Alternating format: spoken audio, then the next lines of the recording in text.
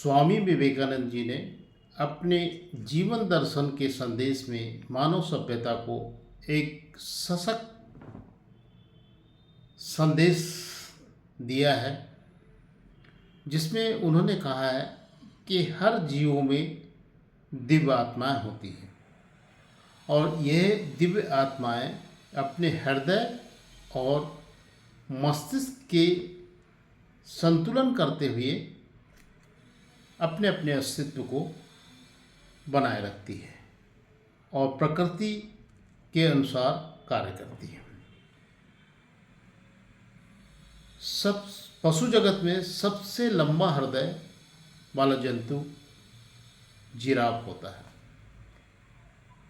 हाथी जितना विशाल होता है, उसकी समझ को उत्प्रेरित करने वाला हृदय भी विशालता लिए हुए होता है।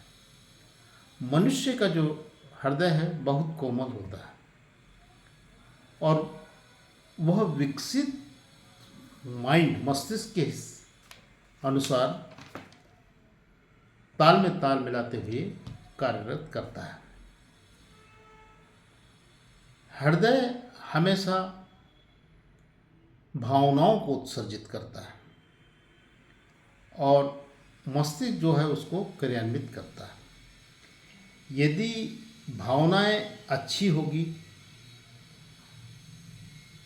तो परिणाम जो होंगे उसके परिणाम भी बहुत अच्छे आएंगे।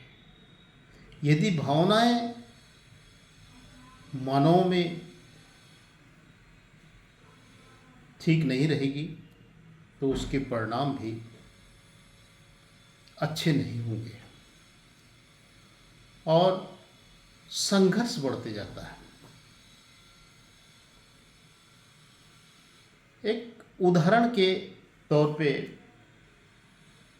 मानव हाथी समस्या के स्थायी समाधान की बात को हम समझते हैं। कल ही प्रबुद्ध नागरिकगणों ने और मीडिया ने मुझसे इस संबंध में स्थायी समाधान निकालने की पहल करने की मांग रखी। तो इसे हम उदाहरण के अनुसार समझते हैं कि एक मानव का ग्रुप है जो जयकाल कैफे में जाता है। जयकाल कैफे में जाकर के वहाँ पर जो पोषण लेता है तो उसमें मिलता है धमकियाँ, आरोप, label, should, have to, must जैसे शब्दों का प्रयोग, एक्सक्यूज, सॉरी जैसे शब्दों का अवशोषण होता है। और इस प्रकार के जो शब्द जब भावनाओं से जुड़ते हैं तो भावनाएं अपनी तरंगों को एक अलग ढंग से आकार प्रकार देती हैं। वही पास में हम जिराफ कैफे में वही सेम ग्रुप जाता है तो उसे जो पोषण मिलता है वो होता है धमकियों के स्थान पर एक दूसरे का सपोर्ट, क्योंकि भावनाएं अच्छी है उसमें। लेबल की जगह में एक प्रयासरत रूप की चित्रण होता है। आरोप की जगह पे उस जिराफ कैफे में हमको मिलेगा प्रशंसा, क्योंकि हम अच्छी भावनाओं से कर्म करते हैं, उसमें आक्रमणता नहीं दर्शाते हैं।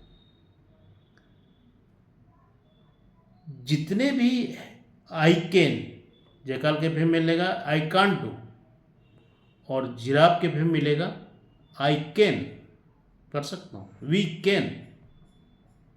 तो इस टाइप के शब्दों का प्रयोग होता है। तो जब हम हाथी विचरण क्षेत्र में जो दावेदार हैं सब, वे सब मिलजुल करके कर्म करें, अकर्मण्यता को स्थान न दे, तो भावनाएं बहुत अच्छी प्रस्तुत हो जाए। किसी भी चीज में देखा जाए कि आखिर जरूरतें क्या है। जरूरतें हैं कि हाथी को बचाना है। क्यों? तो इसलिए बचाना है हाथी को क्योंकि मानव का अस्तित्व हाथी के अस्तित्व से पर आधारित है। बड़ा स्पष्ट है।